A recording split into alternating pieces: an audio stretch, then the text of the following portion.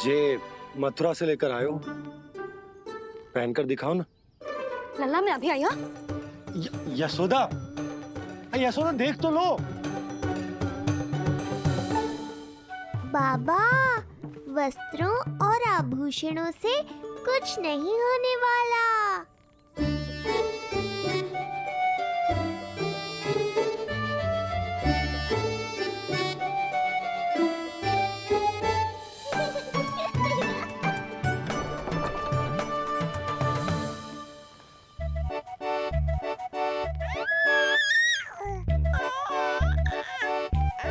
तू क्यों खिलखिला रहा है?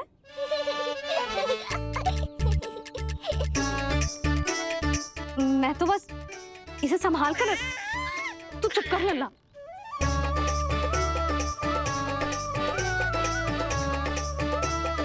देखा लल्ला, बस तेरी मैया मानने ही वाली।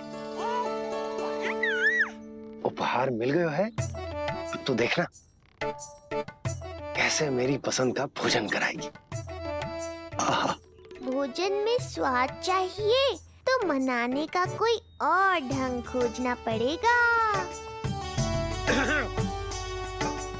यशोदा, तीव्र भूख लगी है। अरे भाई शीघ्र खाना लगाओ, और हाँ थोड़ा अच्छा सा चटपटा भोजन करा देना।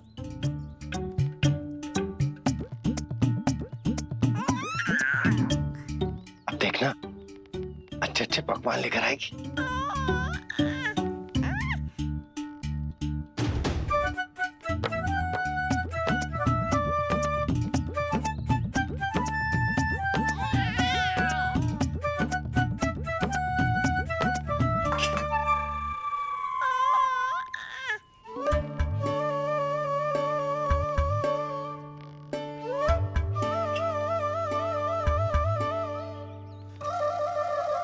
सूखी रोटी और माखन। जो अपनी पत्नी को पूरी बात ना बताते, उन्हें 56 भोग ना मिलता भोजन में। भले ही मनाने के लिए नए वस्त्र क्यों ना लाएं, हाँ नहीं तो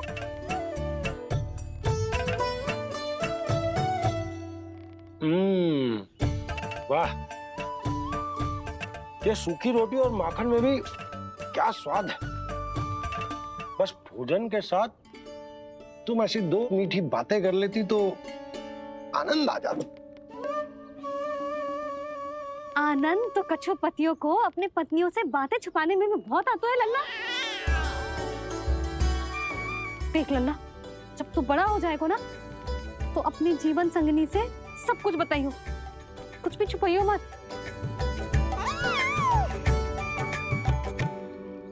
तभी तो तू अच्छा पति कहलाएगा ना। ना तो रूखी सूखी मिलेगी खाने में। हाँ अब तक तो चुप्पी साध कर बैठी थी, कम से कम ताना तुम्हारा। ये प्रसन्न होने की बात नहीं है बाबा, अब तक तो केवल बदली छाई थी। ये संकेत है कि अब बादल भी गरजेंगे और वर्षा भी होगी। यशोदा, कब तक बात ना करोगी? अब तो क्षमा कर दो। रानी भाभी, आ जाओ। रानी भाभी, ज्योति जी के यहाँ से कोई आया था और जी मुझे कंठक दे के चलो गो। ओह, दे दो। नारायण भली करे।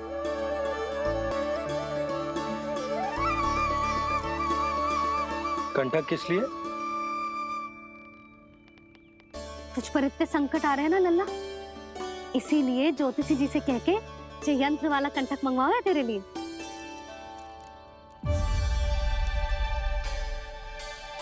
अब किसी और को तो तेरी चिंता है ना? बस क्या बतानो है, क्या छुपानो है, यही चिंता रह गई है।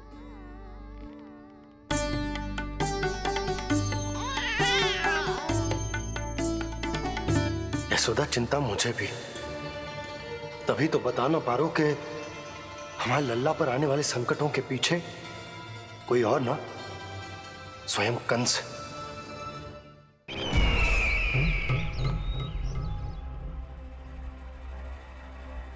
और उनका सत्य आप भी जितना शीघ्र जान लेंगे उतना ही अच्छा है आपके लिए। गोकुल में पल रहे उस बालक के रूप में स्वयं विष्णु धरती पर आए हैं।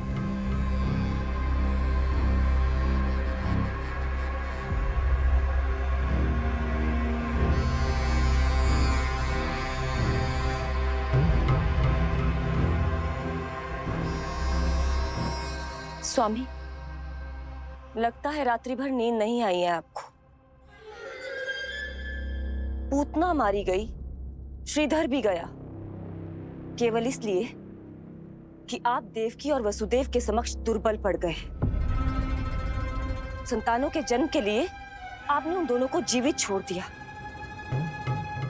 आपसे छल करके वो दोनों आनंद में हैं और आप सही से विश्राम तक नहीं कर पा रहे हैं।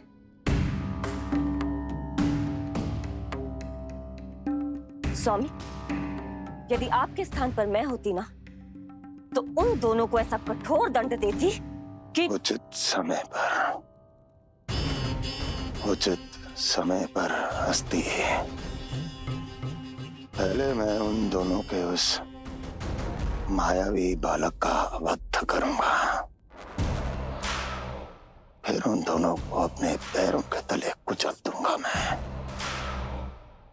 किंतु जब तक ऐसा नहीं होता तब तक उन्हें जीवित रहना होगा, क्योंकि उस शिशु विष्णु के विरुद्ध वही दोनों मेरा सुरक्षा कवच है।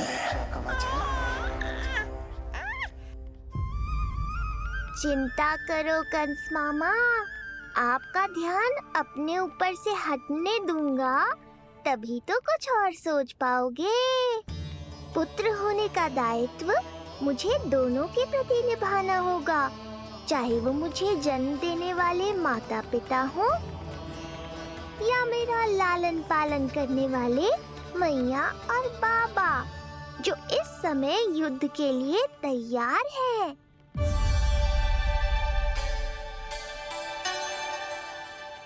कम से कम मुझे बता तो देती, ज्योतिषी से परामर्श ले रही हो, मैं ले चलता तुम्हें। सुन रहे लल्ला, इस संसार में सारा अपराध स्त्री का ही होता है।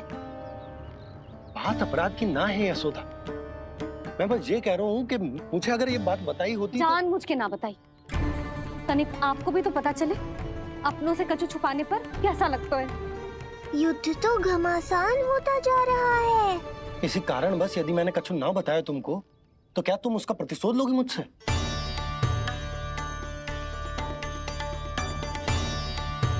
हे नारायण, जी क्या कहना चाहते हैं? क्या इतनी कठोर हूं मैं? लल्ला के लिए एक छोटा सा निर्णय तो लियो मैंने। अपने लल्ला पर क्या इतना भी अधिकार ना है मेरा? अब क्या हर बात पर अनुमति लेनी पड़ेगी मुझे? इससे पहले कि ये आंसुओं की वर्षा क्रोध की आंधी में बदल जाए, मुझे ही कुछ करना होगा। यशोदा, मेरे कहने का अर्थ, यशोदा बात तो सुनो। सुनने को बचो क्या है अब? आप बस कृपा करके मुझे उन सभी बातों की सूची दे दो जिन जिन के लिए मुझे आपसे आज्ञा लेनी है। उठना बैठना खाना पीना सब आपसे पूछ कर ही करूंगी अब। अरे आप बोलो तो। क्या हुआ? देखो आपने।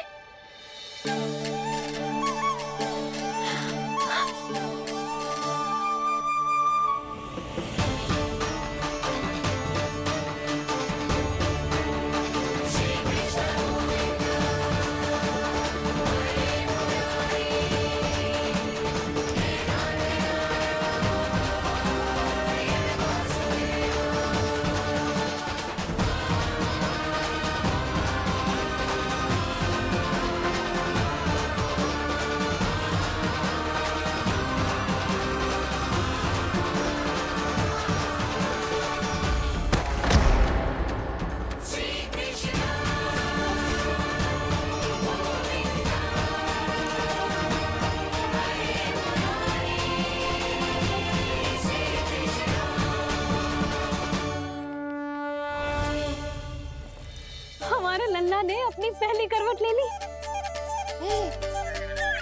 बहुत सही समय पर ली है, हमारा झगड़ा भी समाप्त करवा दियो।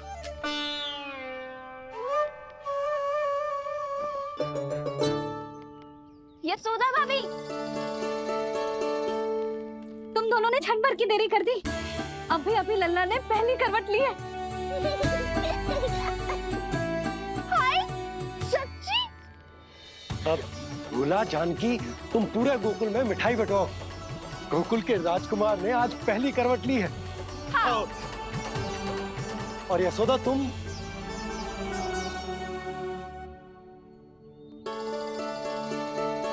यशोदा,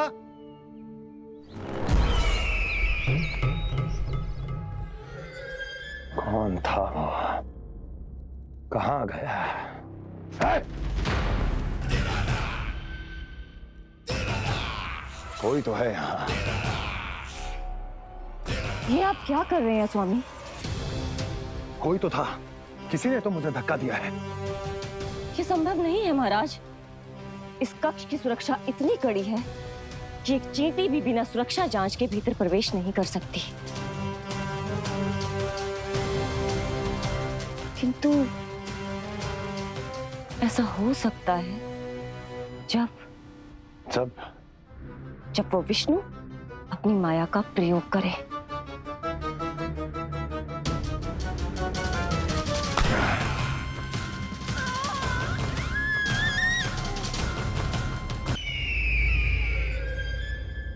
कोई तो था, किसी ने तो मुझे धक्का दिया है। ये संभव नहीं है महाराज। इस कक्ष की सुरक्षा इतनी कड़ी है कि एक चींटी भी बिना सुरक्षा जांच के भीतर प्रवेश नहीं कर सकती। किंतु ऐसा हो सकता है जब वो विष्णु अपनी माया का प्रयोग करे।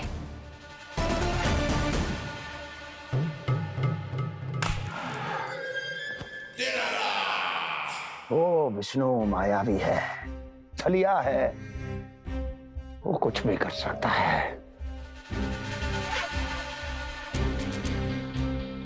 विष्णु, इस बार मेरे हाथ से निकल गया तुम।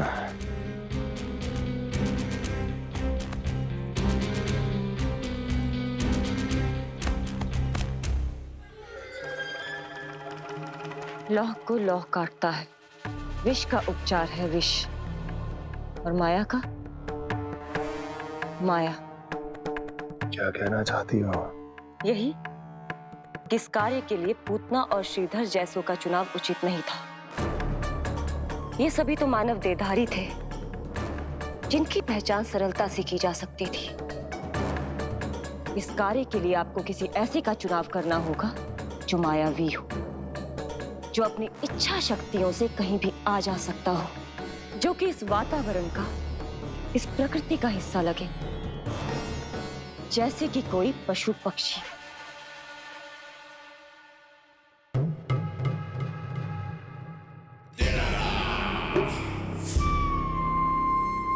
हस्ती, कभी कभी तो मैं इस दुविधा में पड़ जाता हूं कि तुम अधिक बुद्धिमान हो या कपटी।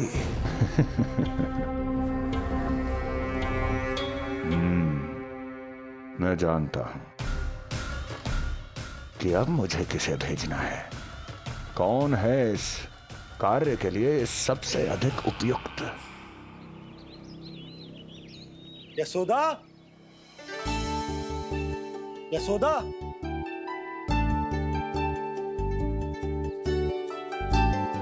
अवश्य ही पूरे गांव में ढिंडोरा पीट पीट कर बता रही होगी सबको।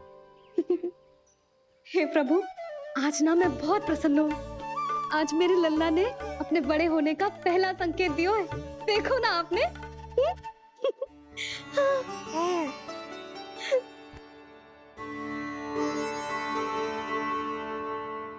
हमारा झगड़ा अभी समाप्त ना हुआ है।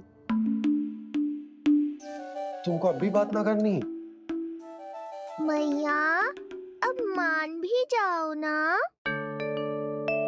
यशोदा, तुम जानती हो ना, मैं जो भी करता हूँ हम सबके भले के लिए करता हूँ। व्यर्थ ही कुछ ना छुपा तो मैं। इतना तो भरोसा है ना अपने पति पर, है ना?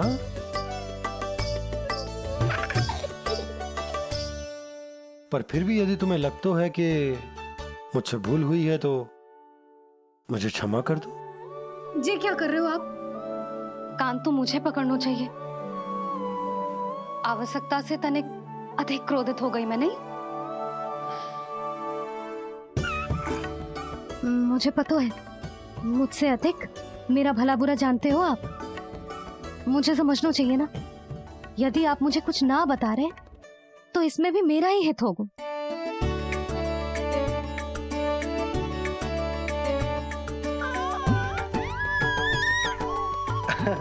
इसे देखो कितना प्रसन्न हो रहा है। और इससे भी प्रसन्न इसकी मैया है। पहले पता होता कि मेरे करवट लेने से आप दोनों का झगड़ा समाप्त हो जाएगा तो मैं पहले ही ले लेता। सुनो जी, मैं ना सुलक्षणा, सुमति और पूरे गोकुल को बता कर आती हूँ कि मेरे लल्ला ने करवट लेना सीख लियो है। फिर से पूरी महिला मंडली का सामना करना पड़ेगा। मैं जा रही हूँ।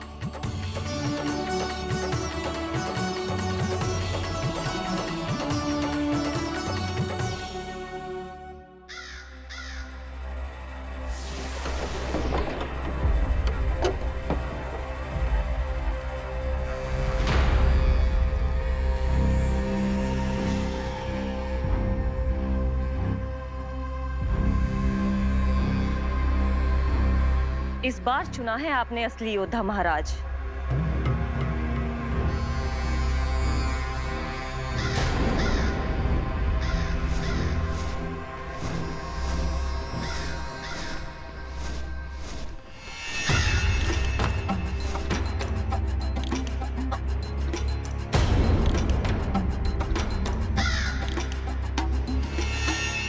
खोदा पहाड़ और निकला कौआ। अवश्य ही आपके मस्तिष्क पर कोई गहरी क्षति पहुंची है महाराज। जो कार्य पूतना जैसी राक्षसी और सूक्ष्म बुद्धि जैसा कपटी न कर सका, वो ये नन्हा सा पक्षी कैसे कर पाएगा?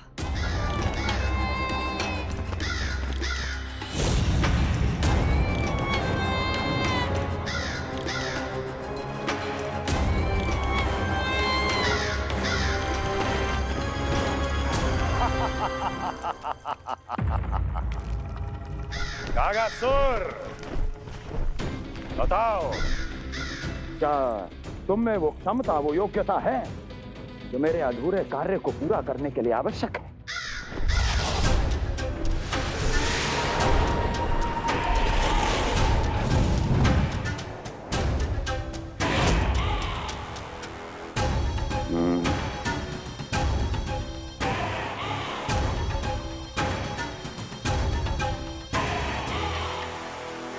आप आदेश तो दीजिए महाराज। ऐसा कोई कार्य नहीं जो कागासुर नहीं कर पाए। नंद के घर में जो शिशु है उसे मेरे पास लेकर आओ, किसी भी मूल्य पर। जो आज्ञा महाराज। तो शिशु के विषय में जान तो लो।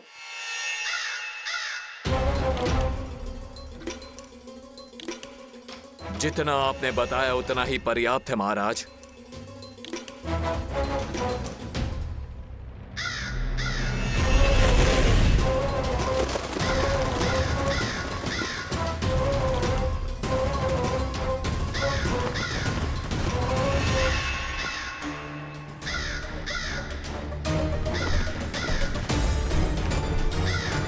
ये कागासुर है स्वामी। कंस अवश्य इसे गोकुल भेज रहा है ताकि वो हमारे पुत्र को हानि। कुछ नहीं होगा उसे, कुछ नहीं। अब इधर हमारा झगड़ा बढ़ो और उधर लल्ला ने पलटना आरंभ कर दियो।